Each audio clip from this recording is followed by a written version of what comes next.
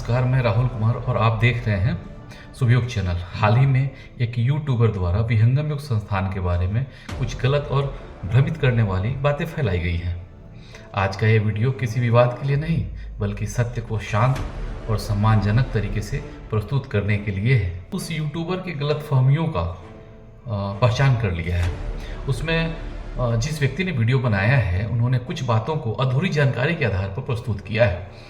कई दावे बिना प्रमाण के किए गए हैं, सिद्धांतों का रॉन्ग इंटरप्रिटेशन किया गया है, साधना को संदेहपूर्ण रूप में दिखाया गया और संस्थान पर बिना शोध की टिप्पणी करना हमें एक आलोचना से अलग नहीं लगा।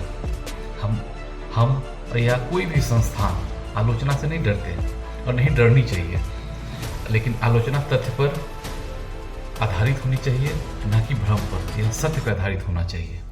विहंगम योग का असली स्वरूप क्या है? विहंगम योग का असली स्वरूप सनातन योग है, जिसमें चेतन का संयोग होता है, योग होता है।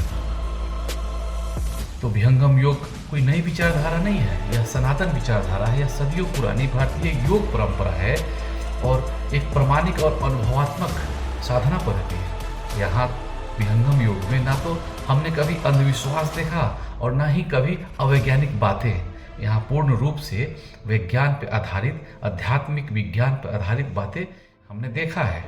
यहाँ पूरी तरह से अनुभव, शास्त्र एवं अभ्यास पर आधारित है, साधना पर आधारित है। विहंगम योग का प्रमाण और विश्वसनीयता क्या है? विहंगम योग के पास कई स्रोत में प्रामाणिकता मिलती है। विहंगम योग के जो साधना पद्धति है, उसके कई स्रोत हमें प्रामाणिकता के तौर पर वेद उपनिषदों में मिलते हैं। कई संदर्भ है वेद एवं उपनिषद का जो हमें संदर्भ मिलता है। गीता में हमें मिलता है, वेद में मिलता है, शोध पत्र हैं।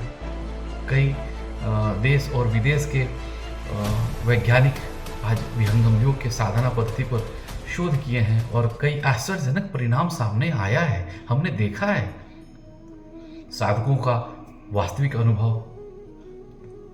विहंगम योग में जितने भी साधक हैं, जितने भी जो अनुयायी हैं, हर व्यक्ति का अपना कोई न कोई एक अनुभव है।